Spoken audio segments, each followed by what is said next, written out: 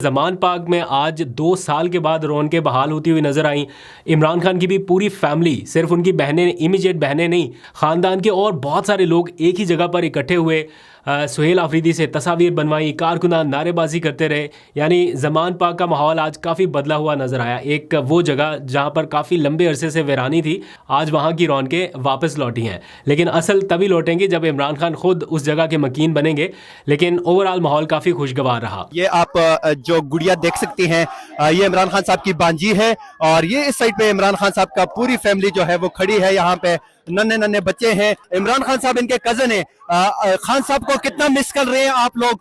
बहुत ज्यादा हर वक्त याद आते हैं, दुआएं करते हैं, अल्लाह उनको रिहाई दिलाएगा और वो वापस आएंगे इंशाल्लाह। सुहेल आफरीदी के लिए ये मनाजर यकीनन थोड़े इमोशनल भी रहे होंगे, क्योंकि इसी जगह पर कुछ अर्सा पहले वो एक आम कारकुन के तौर पे, अभी वो MPA भी नहीं थे, MNA भी नहीं थे, वज़ीर आला तो दूर की बात है, एक आम कारकुन के तौर पे वो इमरान खान की हिफाजत के लिए वो जो कुछ भी सारी एक्टिविटीज़ हो रही थी उनमें पार्टिसिपेट करते दिखाई दिए।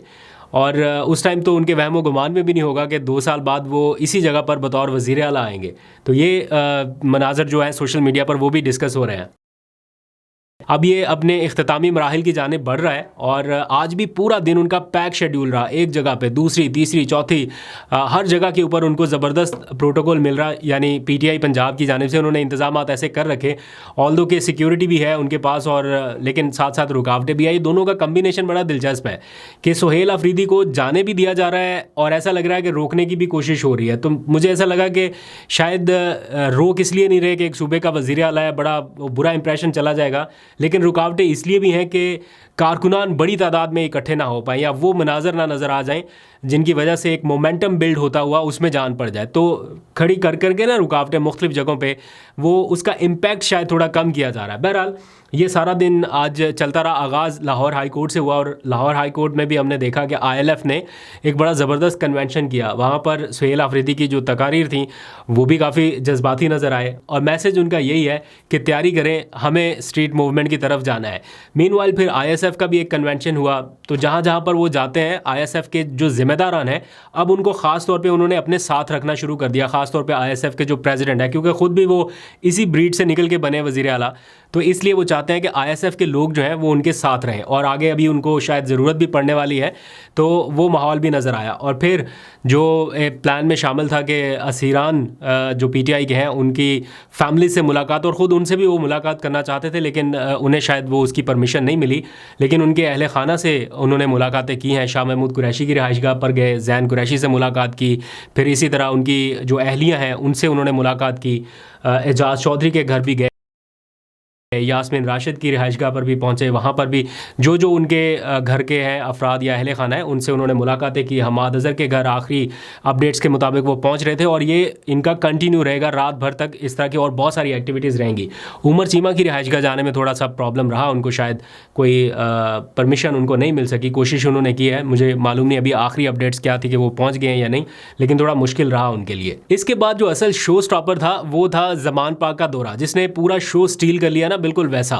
जब पता चला कि जनाब अब ज़मान पार्क की जानिब रुख करना है वज़ीर आला ने, तो ज़मान पार्क के आसपास अतराफ़ में जो है वो रुकावटें लगना शुरू हो गई। पुलिस की नफरी भी कहीं कहीं पे डिप्लॉय कर दी गई और जो वहाँ के मुकामी सहाफ़ी हैं वो बता रहे हैं कि जो मरकज़ी रास्ते थे उनकी जगह पर मुतादिद नाके लगा दिए गए कि ज़्यादा कारकुनान ना आ सके। हाँ, सुहेल आफरीदी को बहरहाल समहाउ परमिशन मिली कि वो वहाँ पर पहुँचे और उसी तरह फिर कारकुनान उनके साथ ही काफ़िले की सूरत में ही ज़मान पार्क पहुँच गए। और दिलचस्प बात यह है कि सुहेल आफरीदी के इस्तकबाल के लिए इस बार सिर्फ इमरान खान की बहनें ही नहीं थी, पूरा ख़ानदान इकट्ठा हुआ था। यानी उनके अहले खाना के वो अफराद जिनको हमने कभी सोशल मीडिया के ऊपर नहीं देखा, जिनको हमने कभी आज से पहले इस तरह नहीं देखा हुआ, बच्चे से लेके बड़ों तक, वो सारे के सारे वहाँ पर मौजूद थे और सब इकट्ठे एक ही जगह पे और उसी अज़्म हिम्मत के साथ और उसी उम्मीद के साथ कि एक दिन इमरान खान यहाँ पर आएंगे आम कारकुनान की तरह, वो भी वहाँ पर मौजूद रहे और सुहेल आफरीदी का उन्होंने बड़ा ज़बरदस्त इस्तकबाल किया। इस साइड पे आप देखें तो यहाँ पे खान साहब की फैमिली के और लोग जो हैं वो भी यहाँ पे मौजूद है।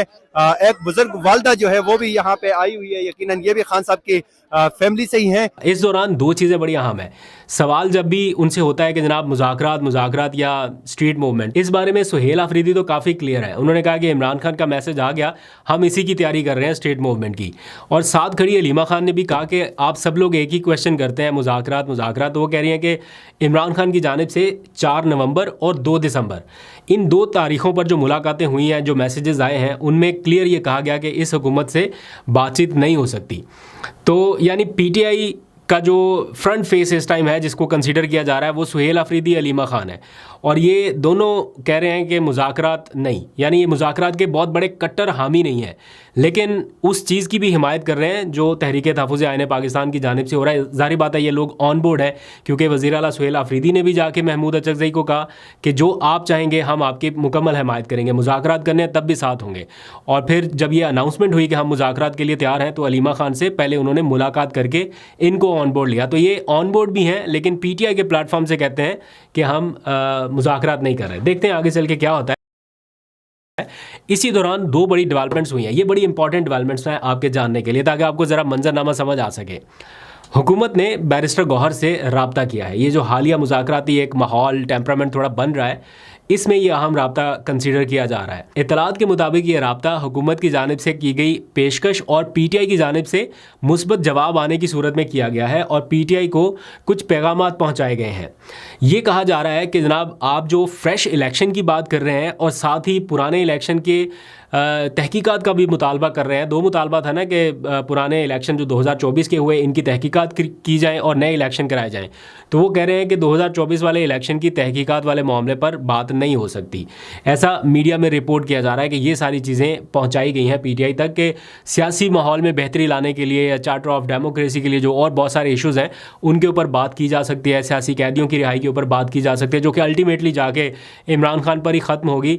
लेकिन ये कि इन इलेक्शंस को कलअदम कर दिया जाए, नए इलेक्शंस करा लिए जाएँ, हुकूमत उसमें कोई कंफर्टेबल पोजीशन में दिखाई नहीं दे रही, क्योंकि अगर वो फ्रेश इलेक्शन कराएंगे और पीटीआई की डिमांड्स के मुताबिक फिर उनका बोरिया बिस्तर तो गोल है, तो इसलिए वो इसके ऊपर अभी नहीं आएंगे। देखते हैं आगे चल के क्या होता है। लेकिन इस दौरान पीटीआई ने भी एक ऐसा जेस्चर दिया है जो हाल ही में उनसे बहुत कम एक्सपेक्ट किया जा रहा था, और इसके ऊपर बार बार बात भी हो रही थी, और वो है कि पीटीआई ने ख़ास तौर पे यूके चैप्टर से एक ट्वीट हुआ। उस ट्वीट में फील्ड मार्शल से मुतालिक कुछ गैर जिम्मेदाराना बयानात का तज़किरा हुआ, टीवी चैनल्स के ऊपर मुहिम चली, और ऐसा बयान था जिसको इंडोर्स भी नहीं किया जा सकता।